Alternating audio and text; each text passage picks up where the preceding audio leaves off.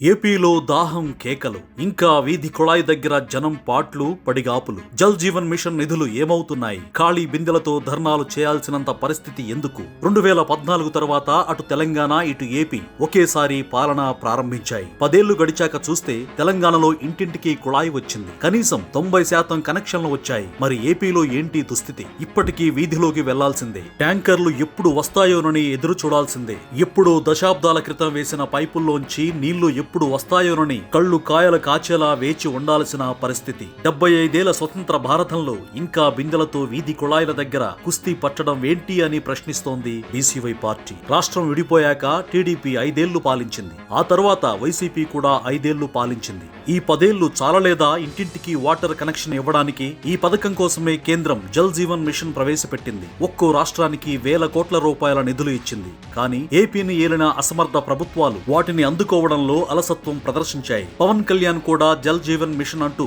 తిరుగుతున్నారు. కేంద్రం 28,000 కోట్ల రూపాయలు కూడా కేటాయించింది. కానీ పనులే నత్తనడకన జరుగుతున్నాయి. దాని ఫలితమే కదా ఏపీలో ఈ దాహం కేకలు అని నిలదీస్తోంది బీసీవై పార్టీ. రీసెంట్ గా వజ్రకరూర్ మండలం కొనగొండ్ల సచివాలయానికి ఎదురుగా ఉరవకొండ గుంతకల్లు ప్రధాన రహదారిపై ఖాళీ బిందెలతో బైఠాయించి ధర్నా చేశారు మహిళలు, కాలనీ వాసులు. అది ఆర్థిక మంత్రి పయావుల కేశవ్ ఇలాకా కూడా. ఖాళీ బిందెలతో రోడ్డుపై ధర్నా చేశారంటే ఆర్థిక మంత్రితో సహా ఈ ప్రభుత్వం తలదించుకోవాలి.